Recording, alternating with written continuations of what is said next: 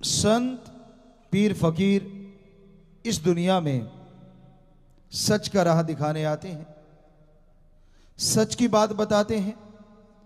सबका भला करना उनकी जिंदगी का मकसद होता है। कभी भी किसी को किसी भी तरह दुखी देख के अगर संत पीर फकीर के अंदर तड़प पैदा नहीं होती तो वो संत ही नहीं हो सकता।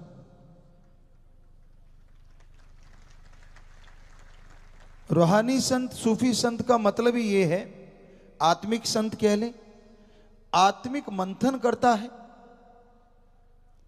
समाज में चल रही बुराइयां, कुरीतियां और बुराई को बढ़ावा देने वाली चीजों को रोकने के प्रयास करता है। संत का काम परमपिता परमात्मा की ड्यूटी निभाना होता है। वो इस धरा पे आके धन दौलत, जमीन जायदाद अपने लिए ऐसा कुछ अर्जित करने की नहीं सोचते। अगर वो कर्म योगी होते हैं तो वो जो भी पैसा अर्जित करते हैं वो समाज की भलाई में लगा देते हैं। यही उनका मकसद होता है। कर्म योगी वो होते हैं, ज्ञान योगी होते हैं। जो खुद कर्म योगी होगा वो दूसरे को ज्ञान की बात बताएगा।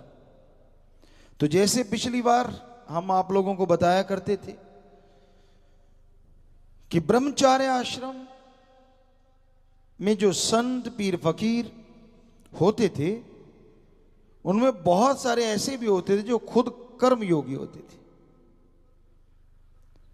क्योंकि ब्रह्मचार्य में यह सिखाया जाता है कर्म करना धर्म है और धर्म पे अमल करना ज्ञान है। सिर्फ सुनना ज्ञान नहीं है, सुन के अमल करना असली बात है। आप संत पीर फकीर के सामने बैठो, जितनी मर्जी वाह वाह करते रहो, जितना मर्जी कुछ कहते रहो, लेकिन कर्मों से अगर बुरे हो तो भोगना आज नहीं तो कल पड़ेगा। संत किसी की मान बढ़ाई में नहीं आते। आप उपमा के शब्द कह दोगे, वाहावाही कर दोगे, तो इसका मतलब ये नहीं है कि आपने अपने गुनाह छुपा लिए और संत को बेवकूफ बना दिया। बुरा ना मानना।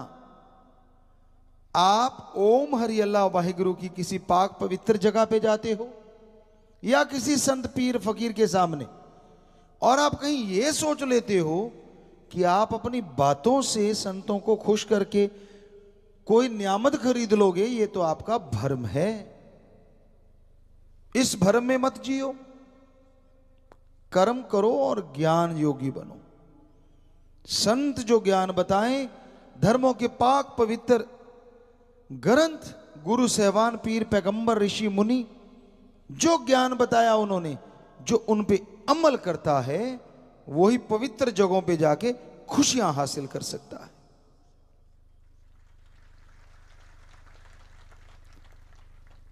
वो तो अपने घर में रह के भी खुशियां ले सकता है, फिर संतों के पास जाना क्यों? आदमी माने ना माने, जब संतों के रूबरू होते हो ना आप, पवित्र जगहों के पाक पवित्र ग्रंथों के सामने नतमस्तक होते हो ना आप, तो एक पॉजिटिव वेव्स, किरणें आती हैं, स्वस्थ किरणें जो आपको उकसाती हैं कि अच्छे कर्म करो और अपनी बुराई को निकाल डालो या मार डालो।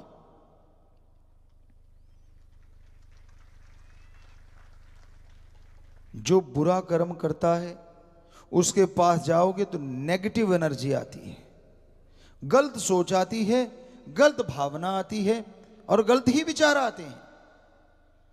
और जब आपको पता है पवित्र जगहों पे आप जाओ पवित्रता के साथ ग्रहण करने के लिए, नैरो माइंड के साथ नहीं, तंग दिली के साथ नहीं, खुले दिल के साथ जाइए तो संत पीर फकीरों के यहां से आप हर बार बहुत कुछ नया लेके जाओगे, हर बार खुशियों के खजाने पाओगे। पर घमंड नहीं होना चाहिए, अहंकार नहीं होना चाहिए। क्या आप सोचते हैं सिर्फ टल्ली, शंख, नाद या बाजा बजाने से आप संत पीर फकीर या राम को खुश कर लोगे? तो हवा तो रोज टल्लियां बजाती है, जैसी तेज चलती है। गऊ के गले में टल्ली बांध देते हैं, वो भी रोज बजाती है। और पशु पक्षी होते हैं जो पालतू होते हैं, कहीं हमने देखा है बकरी के गले में बांध दी, पुराने टाइमों में भेड़ के गले में बांध दी, वो तो कब के बैकुंठ चले जाते, क्योंकि तो इतनी टल्ली तो आप बजा ही नहीं सकते। वो जब जब चलते हैं तब तब टल्ली बजती है। टल्ली बजानी है तो पहले मन की बजाओ और आत्मा से बजाओ, तो आप खुशियां हासिल कर पाएंगे, तो दया में रहमत के लायक बन पाएंगे। अपनी भावना का शुद्धिकरण करो। कड़वी बातें होती हैं, लेकिन सच हमेशा कड़वा होता है। कड़वी कुनैन होती है, लेकिन शुगर कोटेड कर दी गई, कहते हैं वो बहुत फायदा करती है बुखार वगैरह में। उसी तरह सच्ची बातें कड़वी तो जरूर लगती, लेकिन आने वाले टाइम में आपके कर्म सही करके आपको जिंदगी के परमानंद की तरफ ले जाते हैं।